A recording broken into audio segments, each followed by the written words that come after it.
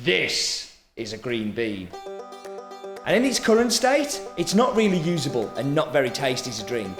But how do we make it delicious? Well, we need to roast it. But how do we do that?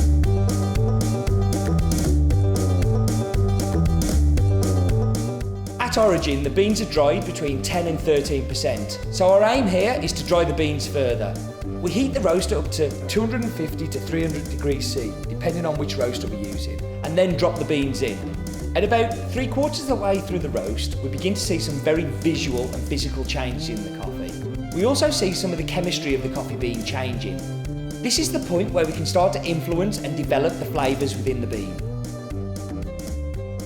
At this stage, oils within the coffee bean begin to expand and the cellular structure weakens. The beans go from taking in heat or endothermic reaction to the cell walls breaking and releasing energy and generating its own heat, or exothermic. Subtle popping and cracking sounds can be heard during the reaction, hence this stage known as first crack. With the beans being heated and generating their own heat, the roaster's attention is needed to control those chemical changes in the coffee. If you use too much heat too quickly, you can overshoot the target roasting temperature. If we continue to heat the beans further, there is a second round of cellular breakdown.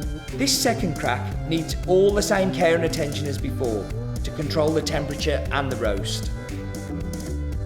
Heating beyond second crack, we begin to see oils develop on the outside of the bean and caramelisation of the sugars, and ultimately incineration. Some people call this dark roast, we call it burnt. Controlling these variables of temperature and time is called profiling. Now, profiling can be quite complicated, but what we're going to do is break this down into 3 very broad and simple profiles. Profile 1, full steam ahead. This is where first crack occurs and the roaster keeps to his course. The heat going in doesn't change, so the exothermic reaction vastly increases the temperature. This can be represented in a curve like this. This can accentuate acidity and complexity, but often to the detriment of body and complex sweetness. Profile 2, steady as she goes.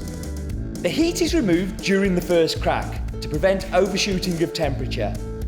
After first crack occurs, gentle heat is reapplied, making sure the temperature doesn't drop, but the roast time is dragged out as long as possible. This profile will increase body, accentuate richer, fuller flavours, but often to the detriment of acidity and clarity. Profile 3, straight and true.